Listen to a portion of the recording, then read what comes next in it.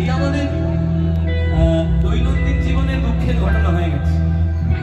আমরা ব্যর্থ হলেই বলি আমায় কাঁদাস না রে, তুই তো স্মৃতি ছাড়া নেই রে, আর কিছুই না। সত্যি তো তাই, কিন্তু সব শেষে যেটা বলতে ইচ্ছি করে, কত আবেগ দিয়ে ইচ্ছেগুলো তোর সাথে